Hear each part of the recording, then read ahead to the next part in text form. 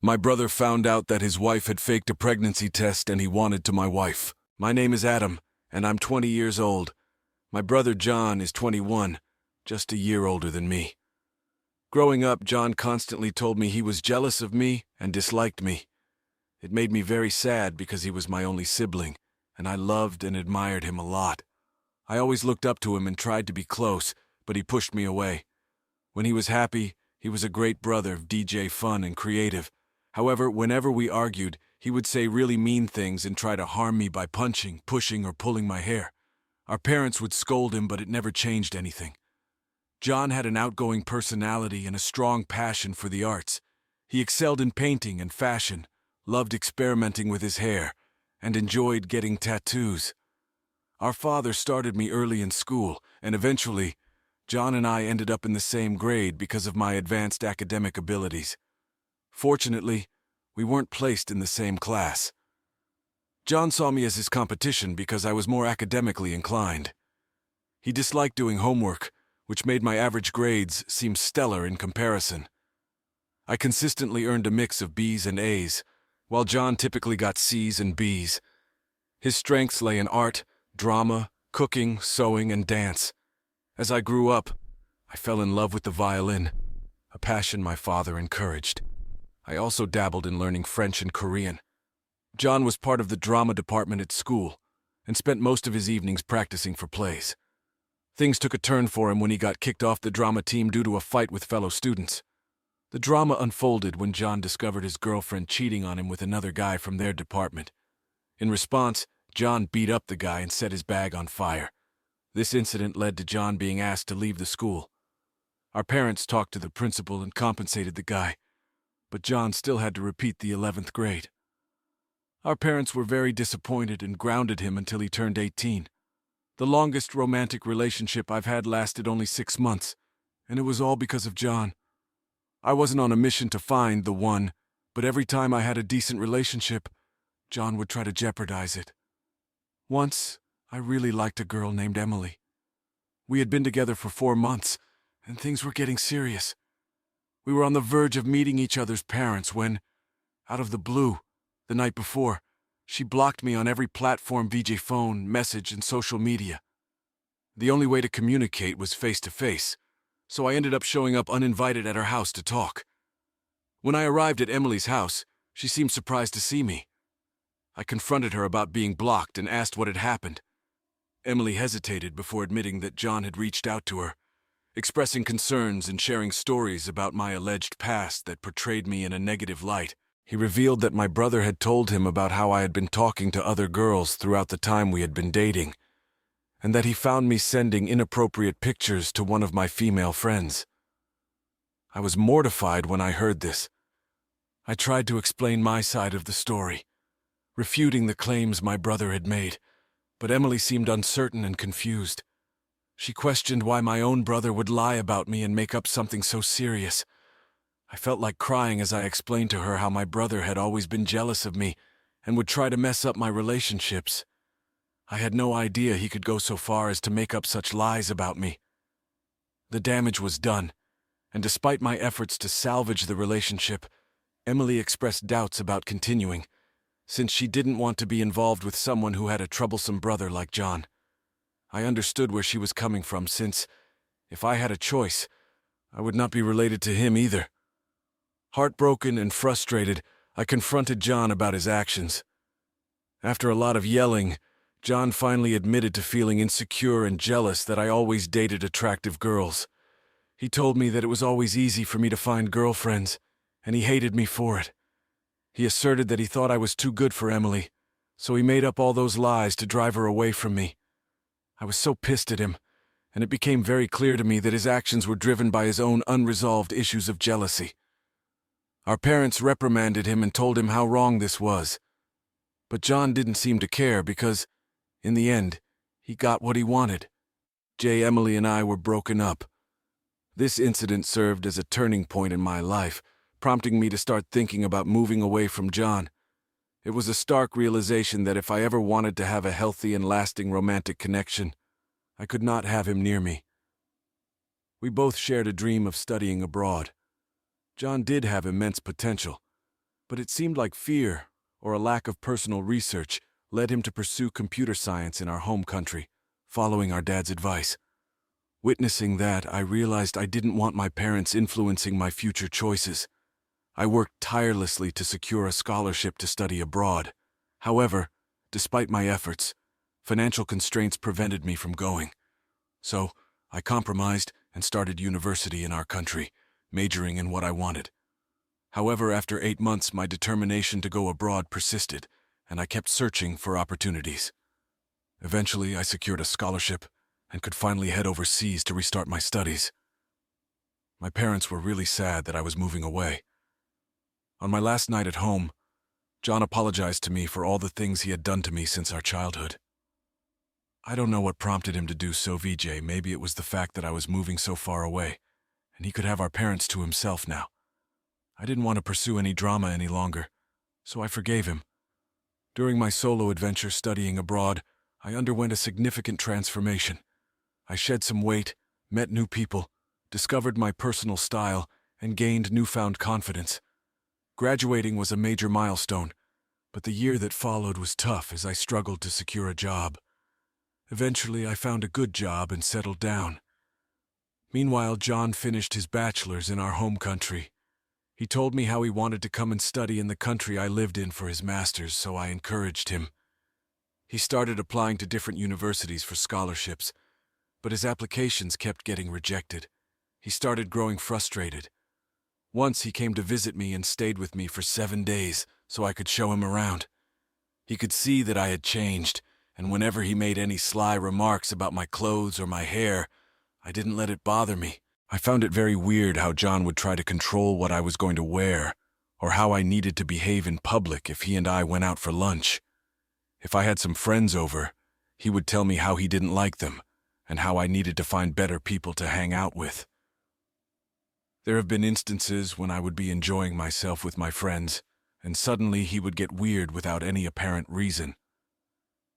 When I took him to work and showed him where I was working, he was surprised to see how huge my office was. I excitedly told him how I'd been presented with opportunities for new experiences in the field I was working in. But then, he just went quiet and didn't even seem happy for me. Instead, he shifted the conversation to himself, expressing how he would love the same opportunities and regretting some of his past choices. Later, when we were having dinner, he told me how he wanted to extend his vacation and continue to live with me, but I knew that I could not live with his judgment. I politely told him that it was better for him to find new accommodations if he wanted to stay any longer, because clearly he had some issues with me and refused to talk to me about it. This is when John lost his mind. He started yelling at me about how he was sick and tired of having me in his life when all everybody does is compare me to him, and how his achievements in life are never enough. I pointed out to him that I never treated him this way, and it was he who always made me feel inferior. John then told me how I was not anything special, and that he could have done the same things as me if he had the same opportunities. I told him that we did have the same opportunities growing up, and that I decided to apply for universities here, and worked my ass off to secure a scholarship while he was failing to secure one, and was somehow blaming me for his choices. This pissed him off, and he told me that I was just a spoiled brat, and that he wished I was never born. Those words hit me so hard that I just got up from the table and locked myself in my room. 3 days later, when he flew back without ever apologizing to me, I could finally breathe in peace. I realized just how much he and I had changed over the years, and I'd started to dislike his presence a little by now. Eventually, I met my girlfriend, Jessica, who worked in the same industry as me. Our paths crossed all the time. We had mutual friends, and during a gathering we met and had a couple of drinks. It was super fun to talk to someone who understood my line of work, and I thought we would just be friends. Turns out she liked me and asked me out the next day. We started dating and were together for 5 years before she proposed to me. I'm close to her family since they live in the same country, and she has met my parents through video calls. We had been planning for our wedding when I received a job offer that would pay me double what I was earning in my current company. The only catch was that the new company was based in my home country. I discussed this with my fiancée GCE, and she and I both agreed that this was a life-changing opportunity, and I took the job.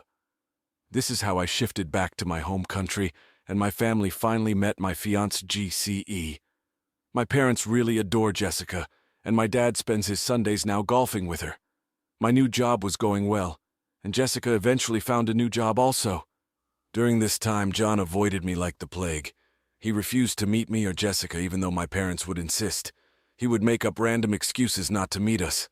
He and I had not talked for a very long time, so I understood his hesitation, and honestly, I did not mind. I was afraid that he might try to jeopardize my relationship with Jessica, just like he had done with my previous relationships. All my previous relationships. Jessica and I decided to get married after a few months of settling down in my home country. We booked plane tickets for her parents and grandparents so they could be there for us.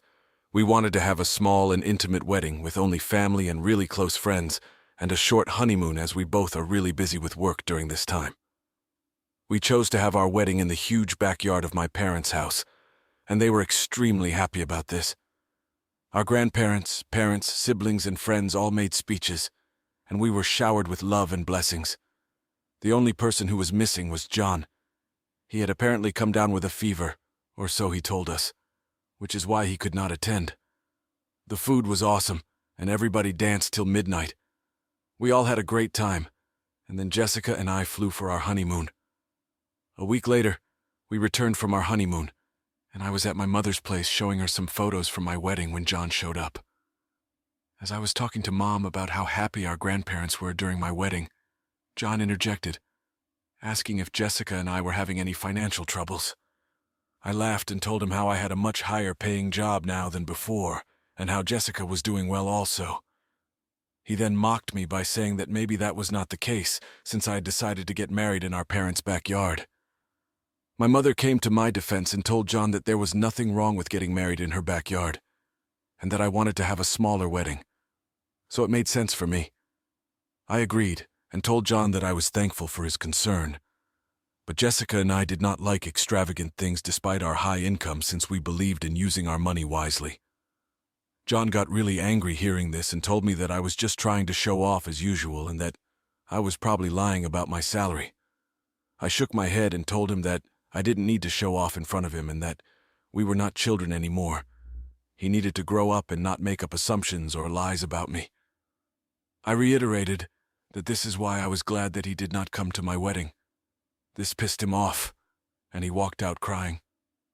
My mother did try to de-escalate the situation, but John didn't listen. Later he told our grandparents and some of our cousins about how I was glad he did not come to my wedding and more things from our fight. I did send him a text to apologize, but he didn't bother replying. Over the years, I have tried to stay out of his way as much as I can, although we did have a few good moments. Also, Jessica met him, and she immediately took a dislike to him. This was because John would constantly make fun of her.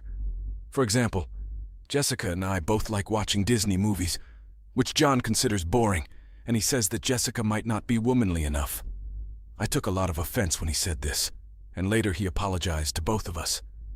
John has also apparently expressed to my mother on several occasions that he thinks Jessica is trying to control my life. When my mother confronted him about it, he told her how whenever he met Jessica, he just had a bad feeling about her. One day, when my mother and John had come over for lunch at my place, John was telling us about how he was facing issues with his girlfriend, Emily. Apparently, Emily had moved in with John but had lost her job after 3 months. Since then, she wasn't working, nor was she paying any bills around the house. I told John firmly that he needed to kick Emily out of the house, since she was clearly not contributing anything to their household.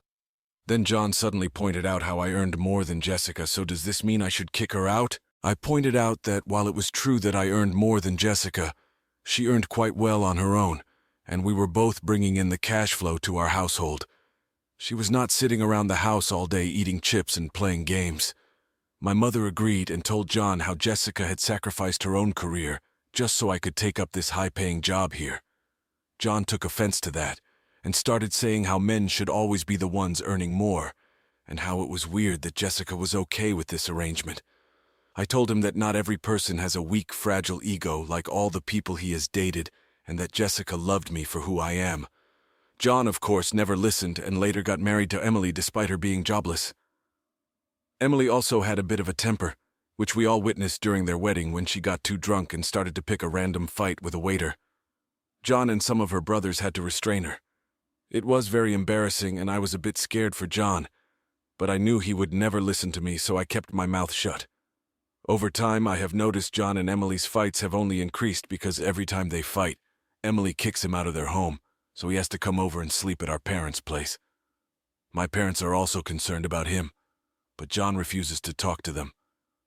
One day, we heard from Emily's mother that John had apparently cheated on Emily with one of his co-workers.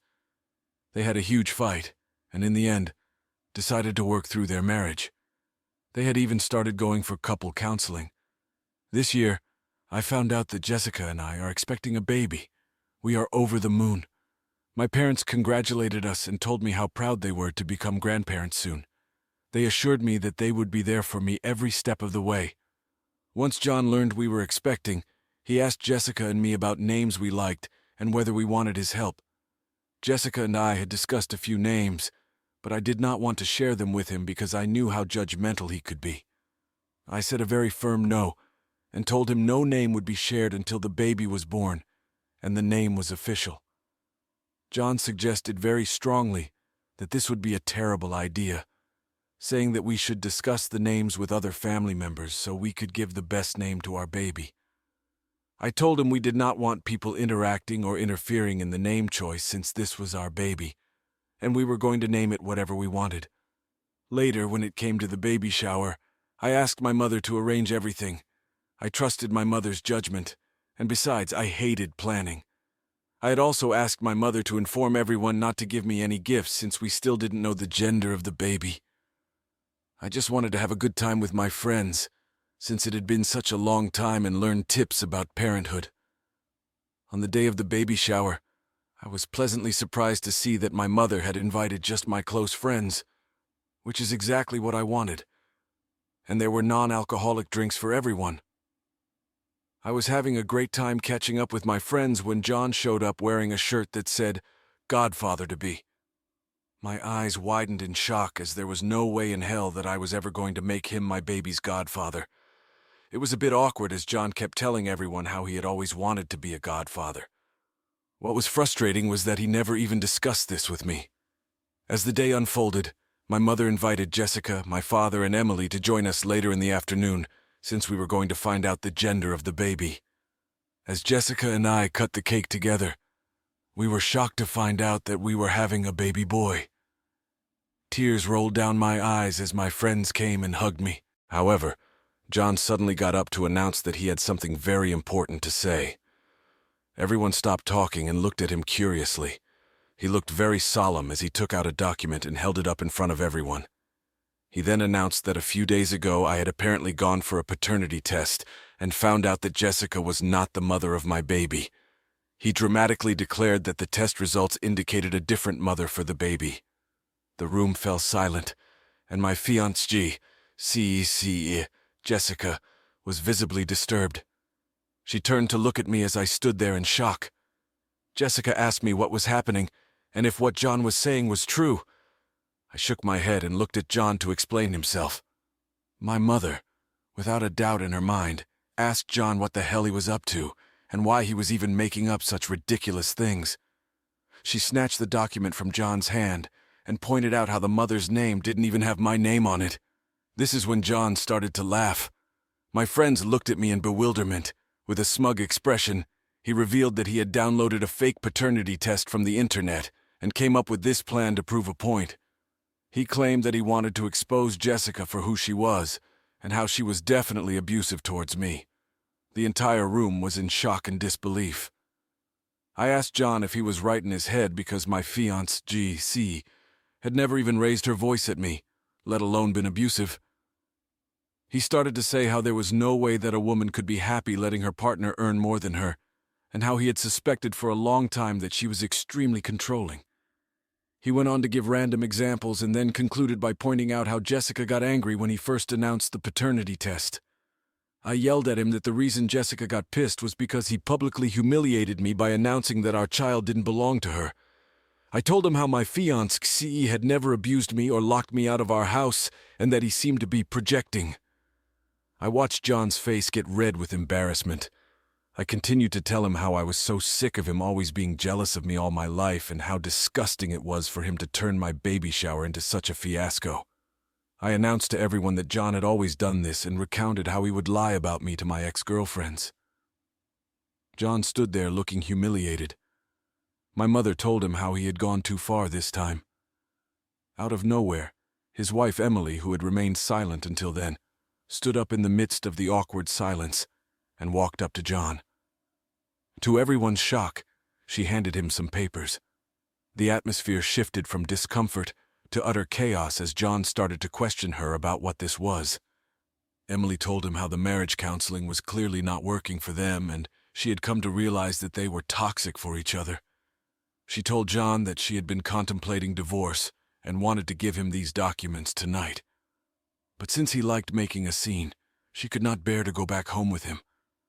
She told him that she was done with him and his drama and walked out of the baby shower. The room fell into an uneasy silence as Emily's revelation hung in the air. Guests exchanged awkward glances, uncertain of how to respond to the unexpected turn of events. John stood there stunned and speechless, holding the divorce papers in his hands. John's attempt to overshadow the baby shower with his antics had backfired in the most unforeseen way. Instead of having the last laugh, he found himself facing the unraveling of his own marriage. The once celebratory atmosphere now carried a heavy tension, and the joyous occasion had turned into a somber affair as the reality of the situation sunk in. I decided that I was done with all this. I asked Jessica to escort me out of the event, and she readily agreed. I hugged my mother goodbye, and she assured me that she would call me later to check up on me. John tried to come up to me and apologize, but I didn't even bother glancing at him. Since then, my head has been reeling. As you can imagine, everyone is quite shocked about what has happened. I've been getting calls from people checking up on me. Some of them have informed me about how John burst out crying once I left the venue, and my parents kicked him out without listening to him. I feel pity for him since he has now lost me, my parents, and also his wife. I feel a bit bad about how I shouted at him, even though at that moment I felt like it was justified. Was I in the wrong for exposing his jealousy in front of everyone after he tried to come up with a fake paternity test? Update 1. Firstly, I want to thank each and every one of you who took the time to read and respond to my story. The outpouring of empathy, advice, and shared experiences over the past week has been overwhelming. I am genuinely touched by the sense of community that Reddit has provided me during such a tough time. I've never posted on Reddit before, but because of what happened with my brother, I thought I needed some outside perspective. It's true that what my brother did is extremely bizarre and vile, which is why I agree with some of your comments that he might require professional help. I also need to have a talk with my parents and cut him off permanently. I can't have him behaving this way around my baby. Update 2. Hi everyone. It's been a month since I last updated. I did talk to my parents about my brother, and they agree that it is the right decision for all of us to sever ties with him. John shows no remorse and has now gone around telling people about how I made a huge deal out of his prank and brought up his past in front of his wife, which prompted her to divorce him. Emily has since talked with my parents and apologized to us for how she treated John in the past. She has told us that the reason she would kick John out of their place was not because she was abusing him, but because whenever they had fights, he would punch her and kick her in the face, which would make her feel unsafe around him. This was very shocking for us to hear because I always thought that Emily was the one at fault. But then she showed us pictures of her broken nose and black eye. It's lucky that Emily loved him enough not to go to the police. Otherwise, John would have ended up in jail by now. Clearly, they had a toxic relationship, and I'm kind of glad that they are getting a divorce. My parents have talked with John and told him firmly that he is no longer welcome at their place or mine. John started with his waterworks, but my mom was so pissed after what he had pulled at my baby shower that she just went off on him and told him that the next time he ever came near me or my baby, they would get a restraining order against him. They told him firmly that he needed to talk to a psychiatrist because something was clearly not right in his head. John has refused to seek help and told my parents that they were being unfair by favoring me more than him. Anyway, I have blocked him from everywhere, and so has Jessica. We have installed security cameras at our house, so if he ever comes to my place, I will involve the police. Update 3. It's been 8 months since my last update. I am happy to write that I gave birth to my baby boy recently. The pregnancy was tough, but I am so glad that our child is here. We have named him Alex. I can't believe that I am finally a parent. Our home is now adorned with the laughter and cries of our little one. Jessica and I are adjusting to the new role of being parents, and despite the challenges, we are relishing every moment with our little one. My parents have been there for us every day as I get used to becoming a parent. Jessica's parents are flying in to see us next month. John has not disturbed us even once. The last I heard, he and Emily got a divorce, and he decided to pack up his things and move to a different city, perhaps to start afresh. I do feel sad that my brother cannot be a part of my celebration, but as a parent, I have to protect my little one